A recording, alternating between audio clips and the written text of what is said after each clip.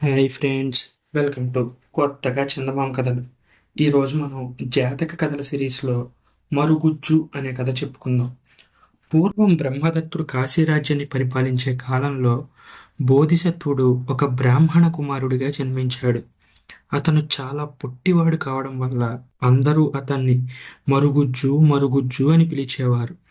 అతను చిన్నతనంలోనే తక్షశిలకు వెళ్ళి అక్కడ ఒక గురువు వద్ద విలువిద్య నేర్చుకొని ఆ విద్యలో గొప్ప ప్రావీణ్యాన్ని సంపాదించాడు. ఆ తరువాత మరుగుజ్జుకు విలువిద్యతోనే పొట్టపోసుకోవాలన్న కోరిక కలిగింది.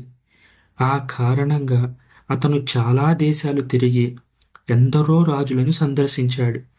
తాను విలువిద్యా ప్రవీణుణ్ణని చెప్పి కొలువులోకి తీసుకోమని కోరాడు. కానీ అతను పొట్టివాడు కావడం మూలాన ఒక్క రాజు కూడా అతన్ని కొలువులోకి తీసుకోలేదు. ఉద్యోగం సంపాదించడానికి ఏం చేయాలి, తన విద్యను ఎలా ఉపయోగించుకోవాలో అతనికి తెలియలేదు. ఇలా ఒకనాడు మరుగుజ్జు ఒక గ్రామంలోని సాలెవీధి గుండా పోతూ ఉండగా అతనికి ఆజానుబాహు ఒకడు మగ్గం మీద పనిచేస్తూ కనిపించాడు. మరుగుజ్జు ఆ మనిషిని సమీపించాడు. నీ పేరేమిటి అని అడిగాడు. నా పేరు భీమసేనుడు అని చెప్పాడు సాలెవాడు. ఇంత ఒడ్డు పొడుగు ఉన్నావు, ఇంత గొప్ప పేరు పెట్టుకున్నావు, అసలు ఇలాంటి పని నువ్వెందుకు చేస్తున్నావు? చూడ్డానికి వీరుల్లా ఉన్నావు కదా అని మరుగుజ్జు అతన్ని అడిగాడు. నేనేం చెయ్యను, బట్టలు నేయడం తప్ప నాకింకే పని చేత కాదు అని జవాబిచ్చాడు భీమసేనుడు. అప్పుడు ఆ మరుగుజ్జు కాసేపు ఆలోచించి ఇలా అన్నాడు. పుష్కలంగా సంపాదించుకునే ఉపాయం నేను నీకు చెప్తాను, నువ్వు నా వెంట వస్తావా అని అడిగాడు. భీమసేనుడు సంతోషంగా ఒప్పుకొని ఆ మరుగుజ్జు వెంట బయలుదేరాడు. ఇద్దరూ కలిసి కొద్ది రోజుల్లో కాశీరాజ్యానికి చేరుకున్నారు. నువ్వు రాజుగారి వద్దకు వెళ్ళు, విలువిద్యలో గొప్పవాణ్ణని చెప్పుకో, ఉద్యోగం అడుగు, నీ ఒడ్డు పొడుగు చూసి వెంటనే ఉద్యోగం ఇస్తారు అని మరుగుజ్జు భీమసేనుడితో అన్నాడు. మరి నాకు విలువిద్య రాదు కదా అన్నాడు భీమసేనుడు. నీకు రాకపోతే ఇబ్బంది లేదు, నాకు ఆ విద్య చాలా బాగా వచ్చు. నన్ను నీ భటుడిగా పెట్టుకో, అవసరమైనప్పుడల్లా నేను నీకు సహాయపడుతూ ఉంటాను అని మరుగుజ్జు భీమసేనుడికి ధైర్యం చెప్పాడు. ఆ ప్రకారమే భీమసేనుడు కాశీరాజు వద్దకు వెళ్ళాడు. తాను గొప్ప విలుకాడినని చెప్పి సులువుగా కొలువు సంపాదించాడు. అతని జీవితం 15 రోజులకు 1000 రూపాయలు. మరుగుజ్జు అతని కింద భటుడిగా చేరాడు. ఇద్దరూ ఒకే చోట ఉంటూ భీమసేనుడికి రాజుగారిచ్చే జీతంతో సుఖంగా జీవనయాత్ర గడపసాగారు. ఇంతలో కాశీ ప్రజలకు ఒక విపత్తు సంభవించింది. కాశీ నగరానికి సమీపాన గల అడవుల్లో పెద్ద పులి ఒకటి రహదారి కాసి దారిన పోయే మనుషులను చంపడం ప్రారంభించింది. ఈ సంగతి తెలియగానే రాజుగారు భీమసేనుణ్ణి పిలిచారు. ఫలానా చోట ఒక పెద్ద పులి ఉండి దారిన పోయేవారిని భయపెడుతుందని, ఆ పెద్ద పులిని చంపిరమ్మని ఉత్తరువు చేశాడు. భీమసేనుడు అందుకు అంగీకరించాడు. రాజుగారి వద్ద సెలవు పుచ్చుకున్నాడు. మరుగుజ్జు వద్దకు వచ్చి, ఇప్పుడు నాకు ఈ సమస్య వచ్చి పడింది, నేను ఆ పెద్ద పులిని ఎలా చంపగలను? ఈ గండం తప్పే ఉపాయం నువ్వే చెప్పు అన్నాడు. నేను చెప్పేది జాగ్రత్తగా విను. పులిని నువ్వొక్కడివే చంపలేవు. నువ్వు ఊరి బయటకు వెళ్ళగానే పల్లెటూరి జనాన్ని ఓ 2000 మందిని వెంటేసుకొని పులి వచ్చే చోటుకు వెళ్ళు. పులి అరుపు వినగానే నువ్వు ఏ పొదలోనన్నా దూరి దాక్కో. నీ వెంట వచ్చిన జనం పులిని చంపేస్తారు. పులి చచ్చినదాకా నువ్వు అక్కడే ఉండు. ఆ తరువాత ఒక లత తెంచుకొని యువతలికి వచ్చే. ఆ తరువాత పులి చచ్చిపోవడం చూసి కోపం తెచ్చుకో. దీన్ని ఆ లతతో కట్టి రాజుగారి దగ్గరకు తీసుకుపోయి నా ప్రజ్ఞ చూపిద్దామని నేను అనుకున్నాను.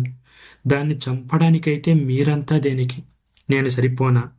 పులిని చంపిన వారెవరో చెప్పండి, వాళ్ళకి శిరచ్ఛేదం చేయిస్తాను అని కేకలు పెట్టు.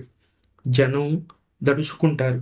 పులిని చంపింది మేం కాదంటే మేము కాదని అంటారు. అప్పుడు నువ్వు తిరిగి వచ్చి రాజుగారితో పులిని నువ్వే చంపినట్టు చెప్పచ్చు. నువ్వు చంపే మాట నిజం కాదని చెప్పడానికి ఆ గ్రామంలో వారెవ్వరూ సాహసించరు. అని మరుగుజ్జు భీమసేనుడికి ఉపాయం చెప్పాడు. భీమసేనుడు అక్షరాల మరుగుజ్జు చెప్పినట్టే చేశాడు. పెద్ద పులిని గ్రామస్తులంతా కలిసి చంపేస్తుంటే భీమసేనుడు పొదల మధ్య దాగి ఉండి అది చచ్చాక ఒక లత పట్టుకొని బయటికి వచ్చాడు. తాను అలా వెళ్ళిన సమయంలో పులిని చంపేసినందుకు గ్రామస్తుల మీద ఎగిరిపడ్డాడు. దాన్ని చంపిన వారి తల ఎగిరిపోతుందన్నాడు. గ్రామస్తులంతా భయపడి ఎవరి దారిన వారు జారుకున్నారు. ఆ తర్వాత భీమసేనుడు నగరానికి తిరిగి వెళ్ళాడు. రాజును దర్శించి, మహారాజా, తమరు ఆజ్ఞాపించిన ప్రకారం పెద్ద పులిని చంపేశాను. ఇక రహదారిన ప్రయాణం చేసే ప్రజలకు ఎటువంటి భయం లేదు అని విన్నవించాడు. రాజుగారు భీమసేనుడి పరాక్రమానికి చాలా సంతోషించాడు. భీమసేనుడి ఖ్యాతి రెట్టింపైంది. అందరూ అతన్ని ప్రశంసించేవారే. ఈ ప్రశంసలు వింటూ భీమసేనుడు తాను నిజంగా మహావీరుణ్ణి అయిపోయాననుకొని తనకు బంటుగా ఉన్న మరుగుజ్జుని చిన్నచూపు చూడడం ప్రారంభించాడు. ఈ విషయాన్ని మరుగుజ్జు గ్రహించాడు, కానీ అంతగా పట్టించుకోలేదు. ఇలా ఉండగా కాశీరాజ్యం మీదకి ఒక శత్రురాజు దండెత్తి వచ్చాడు.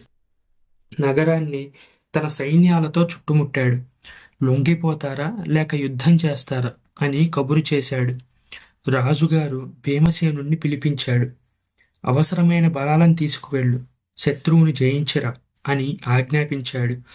అతనికి కవచం తొడిగి విల్లు బాణాలు చేతికిచ్చి ఒక ఏనుగుపై ఎక్కించి సరాసరి యుద్ధభూమికి పంపారు. భీమసేనుడికి ప్రమాదం జరగబోతుందని మరుగుజ్జుకి అర్థమైంది.